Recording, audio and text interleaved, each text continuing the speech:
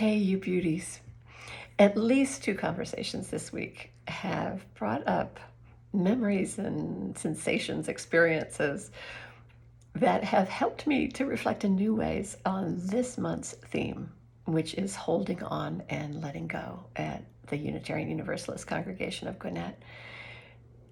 And I love how the worship team decided to focus on the way those two things, holding on and letting go, are so deeply intertwined with each other by making July's theme letting go and holding on, and then reversing the order of them in August to focus on holding on and letting go. So these conversations brought up memories that are very precious to me and were things that I would have had no reason to think about recently. And until they suddenly appeared, and I realized just how important they are to me. The first was with Christiana, our wonderful coordinator of family ministries.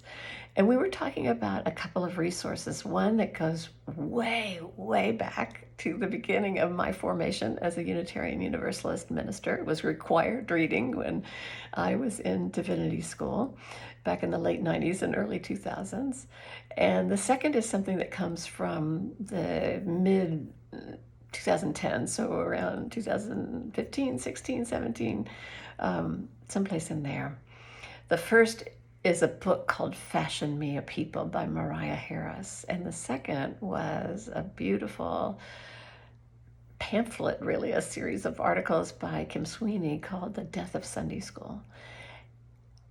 And for the moment, what's important to me is not just their content but the memory of what an impact they both had on me, how they helped to transform my way of imagining what we do in congregational life, and how remembering these things now helps to re-anchor me in my faith and my passion for this project of trying to build beloved community. And it's something I want to hold on to that I'd forgotten about. I'm so grateful. And a similar thing happened with one of my most beloved friends. We were talking about her teaching acting, which she does, and her using Uta Hagen's object exercises. So maybe there are some people watching this video from either part of my life, my acting life or my ministerial life, and each of you will get a little something, will recognize a little something.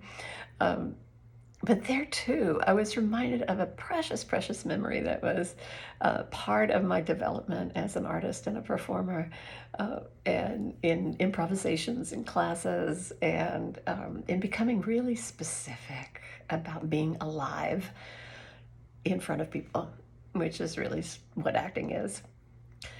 Now, why am I going into this much detail and telling you all of this? It's because I want to invite you to think about some memory, something you learned, some source of learning for you. And this can be for folks of any age, really. I mean, it could be, can you remember the first time you saw a shooting star and what that felt like and what you understood about it? Can you remember the first time, you went to a party with friends and experienced the joy of dancing together? Can you remember something from your life of living and learning by all different kinds of means, whether that's book learning or activity learning, learning by doing, learning by listening? What is something from your near or distant past that you want to resurrect right now and hold on to for its value, at the very least for the way that it may have changed you in those moments? I don't believe or feel any of those things exactly the way I believed and felt them when I was first learning them. Certainly not.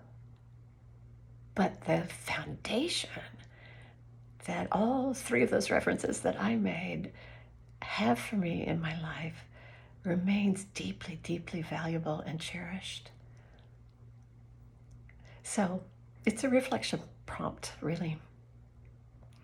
What is something that you learned a while ago that you want to hold on to? May these memories be rich and loamy, like delicious, verdant soil. May you find new perspectives on what you have learned and are learning with this reflection. I love you. Hope to see you soon.